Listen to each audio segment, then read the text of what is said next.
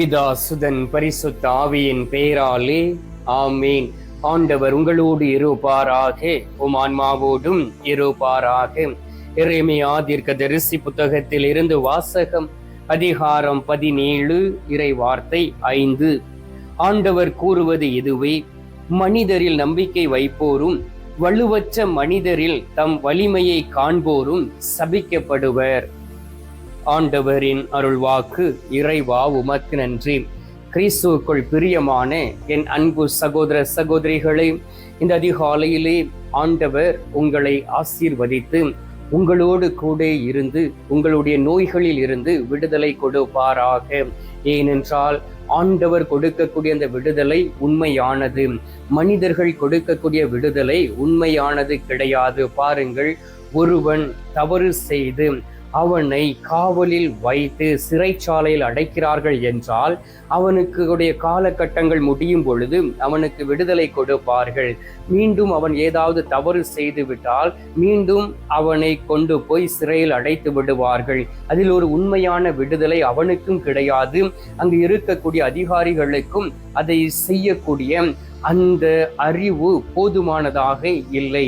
ஆனால் ஆண்டவராகிய இயேசு கிறிஸ்து உங்களை விடுவித்தால் உண்மையிலே நீங்கள் விடுதலை பெற்றவர்களாக இருப்பீர்கள்.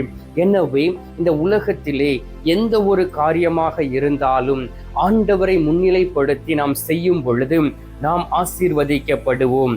பிரியமானவர்களே, இந்த நாளிலும் கூட நீங்கள் இன்னும் இந்த சேனலை சப்ஸ்கிரைப் பண்ணவில்லை என்றால் சப்ஸ்கிரைப் பண்ணி கொள்ளுங்கள். ஆண்டவர் உங்களோடு பேசுவதை நீங்கள் இந்த சேனல் வழியாக நீங்கள் கவனிக்க முடியும், கண்டுகொள்ள முடியும், கேட்க முடியும். எனவே நானும் உங்களுக்காக ஜெபிக்கின்றேன். நீங்கள் குழுவில் உள்ளவர்களும் உங்களுக்காக ஜெபிப்பார்கள்.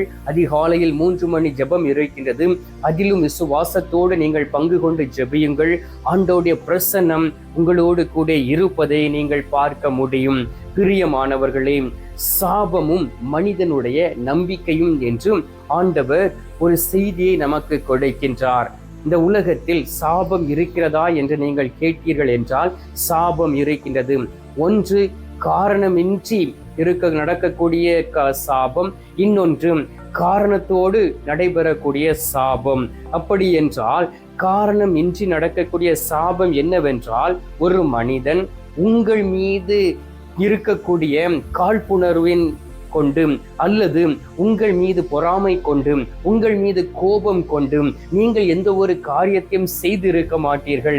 அதை செய்ததை போல அவன் அல்லது அவள் சுத்திகரித்து அவள் அதை கொண்டு போய் மற்றவர்களோடு சொல்லி உங்களை அவமானப்படுத்தி உங்களுக்கு எதிராக சாப வார்த்தைகளை இடும் பொழுது அந்த சாப வார்த்தை உங்களை பாதிக்காது. ஹல்லேலூயா.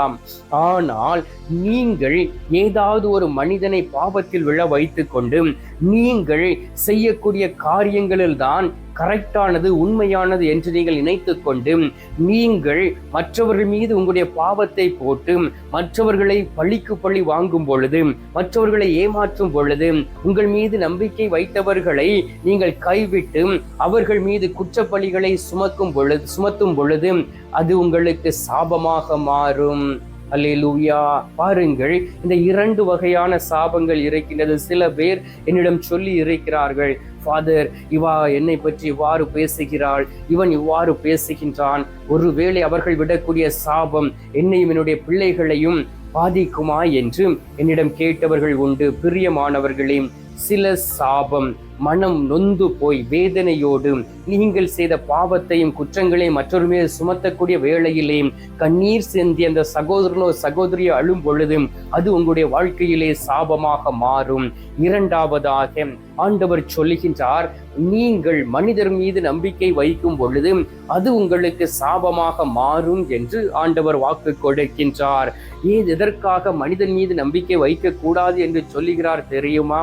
நீங்கள் படைத்தவர் மீது நம்பிக்கை வைக்க வேண்டும், படைப்பின் மீது நம்பிக்கை வைக்க கூடாது. ஆண்டவர் எல்லாவற்றையும் படைத்தார், அவர்தான் எல்லாவற்றிற்கும் அதிபதி, அவர்தான் உங்களுடைய உள்ளத்தில் குடியிருக்க ஆசைப்படுகின்றார். உங்களுக்கு தெரியும், 1 கொரிந்தியர் 3வது அதிகாரம் 16, 17, 18 வார்த்தை வாசித்து பாருங்கள். அதில் சொல்லப்பட்டு இருக்கின்றது, உங்கள் உடல் கடவுள் தங்கக்கூடிய ஆலயமாக இருக்கிறது என்று சொல்லப்பட்டு இருக்கின்றது. நீங்கள் கடவுள் தங்கக்கூடிய ஆலயமாய் இருக்கிறபடியினால் நீங்கள் அந்த ஆலயத்தை அழித்தால் ஆண்டவர் உங்களை அழித்து விடுவார். எனவே ஆண்டவர் இருக்கக்கூடிய ஒரு மனிதன் மீது நீங்கள் நம்பிக்கை வைத்தீர்கள் என்றால் நீங்கள் சபிக்கப்பட்டவர்களாக மாறி போய் விடுவீர்கள். ஆனால் மற்றவர்களுக்கு உதவி செய்யும் பொழுது அந்த சாபம் உங்களை விட்டு மாறுகின்றது. எனவே தான் யோபு பாருங்கள், தன்னுடைய பிறந்த நாளை சபித்தார். யோபு 3:3 வாசித்து பாருங்கள். ஒழிக நான் பிறந்த அந்த நாள் என்று தன்னுடைய பிறந்த நாளை அவர் சபித்தார். எனவே ஆண்டவருடைய வார்த்தை சொல்லுகின்றது, எரேமியா 21:14, நான் பிறந்த நாள் சபிக்கப்படட்டும், என் அன்னை என்னை பெற்றெடுத்த நாள் ஆசி பெறாது இருக்கட்டும் என்று சொல்கிறவர்கள் சபிக்கப்பட்டவர்களாக மாறுகிறார்கள். அன்பார்ந்தவர்களே, நாம் இந்த உலகத்தில் எவ்வளவு நாட்கள் வாழப் போகின்றோம்? இந்த குறுகிய நாட்களிலே எத்தனை முறை நாம் வேதனையோடு இந்த உலகத்திலே அலைந்து திரிந்து கொண்டு இருக்கின்றோம். அதே போல் பாருங்கள், தலைமுறையாக வரக்கூடிய சாபம், நம்முடைய மூதாதையர்கள் பாவமும் சாபமும் தோடும் வாழ்ந்து இருப்பார்கள். அந்த நேரத்திலே அவர்கள் அதற்கு மனம் வருந்தாதபடி, ஆண்டவரை தேடாதபடி இந்த உலகத்தில் இருந்தபடியினால் அவர்களும் சபிக்கப்பட்டவர்களாக மாறி போய் இருப்பார்கள். அந்த சாபம் அப்படியே தொடர்ந்து வரும். அந்த சாபங்களை நீங்கள் முறியடிக்கலாம். உங்களுடைய ஜெபத்தின் வழியாக, உங்களுடைய தவத்தின் வழியாக, உங்களுடைய உதவிக்கரத்தின் வழியாக அப்படிப்பட்ட சாபங்களை நீங்கள் நிறுத்தி விடலாம். அன்பார்ந்தவர்களே, சில பேர் என்ன செய்வார்கள் தெரியுமா? சாபத்தின் மீது மட்டுமே நம்பிக்கை வைப்பார்கள், புற தெய்வத்தின் மீது மட்டுமே நம்பிக்கை வைப்பார்கள். சில பேர் என்ன செய்வார்கள் தெரியுமா? ஒவ்வொருவருக்கும் போய் மற்ற ஒரு பொய்யான தெய்வத்தை வைத்து ஏவி விடுவார்கள். நீங்கள் கேள்விப்பட்டு இருக்கலாம், ஏவல், செய்வினை. இவை செய்கிற ஒவ்வொருவனும் அவனுடைய குடும்பமும் இந்த உலகத்திலே சபிக்கப்பட்டதாக இருக்கும். அவர்கள் எந்த சூழ்நிலையிலும் விண்ணகத்திற்குள் கடந்து செல்ல முடியாது. அதன் பிறகு திருச்சபைக்கு எதிராக, ஆண்டவரால் தேர்ந்தெடுக்கப்பட்டவர்களுக்கு எதிராக, ஆண்டவருக்காக தன்னுடைய வாழ்க்கையை அர்ப்பணித்து பணி செய்து கொண்டு இருக்கிறவர்களுக்கு எதிராக எவன் ஒருத்தி பேசுகிறாரோ அவர்களும் சபிக்கப்பட்டவர்களாக மாறி போய்விடுவார்கள்.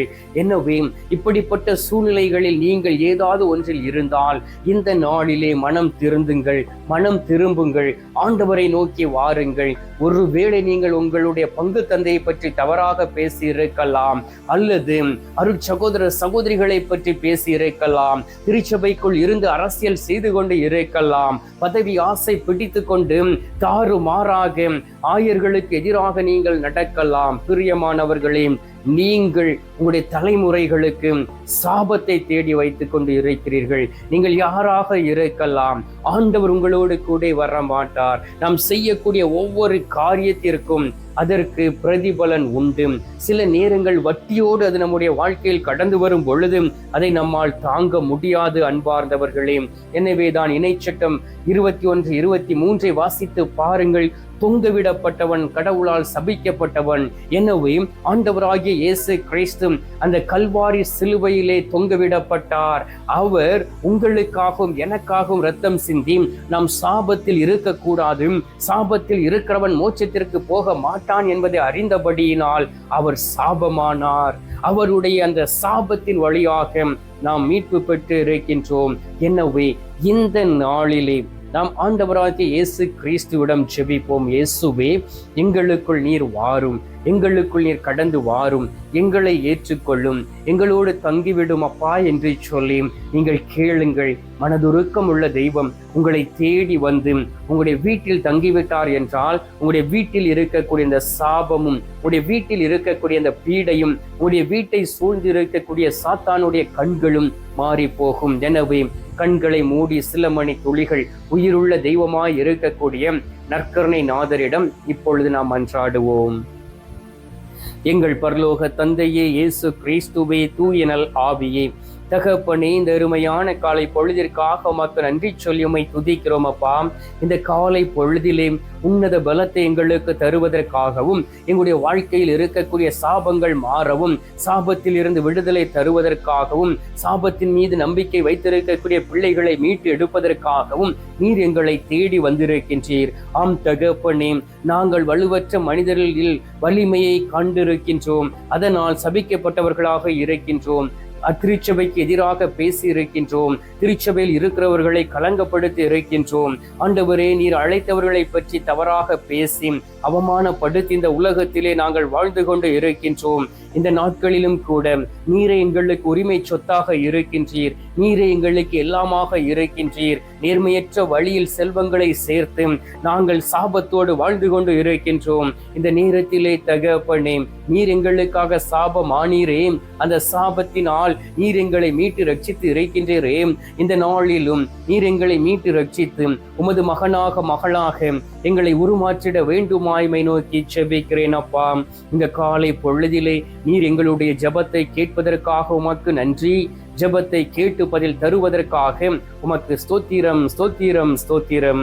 மீட்பெரும் இரட்சகருமான இயேசுவின் திருக்கரத்தில் ஒப்பு கொடுத்து எங்கள் தாய் கன்னி மரியாள் வழியாக ஜெபிக்கின்றோம். அன்பு தந்தையே, ஆமீன். பரலோகத்தில் இருக்கிற எங்கள் பிதாவே, உம்முடைய நாமம் அர்ச்சிக்கப்படுவதாக. உமது ராஜ்யம் அருக. உமது சித்தம் பரலோகத்தில் செய்யப்படுவது போல பூலோகத்திலும் செய்யப்படுவதாக. எங்கள் அனுதின உணவை எங்களுக்கென்று அளித்தருளும். எங்களுக்கு தீமை செய்கிறவர்களை நாங்கள் பொறுப்பது போல எங்கள் பாவங்களை பொறுத்தருளும். எங்களை சோதனை விளைவிடாதையும் தீமையில் இருந்து எங்களை ரட்சித்தருளும். ஆமீன். அருள் நிறைந்த மரியே வாழ்க. கர்த்தர் கனி பெண்களுக்குள் ஆசீர்வதிக்கப்பட்டவள் நீரே.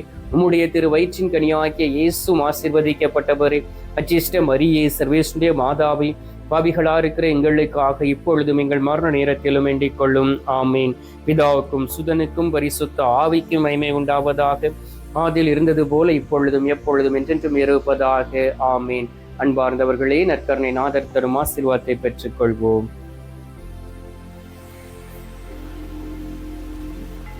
எல்லாம் வல்ல இறைவன் பிதா, சுதன், பரிசுத்த ஆவி உங்களை ஆசீர்வதிப்பாராக. ஆமீன்.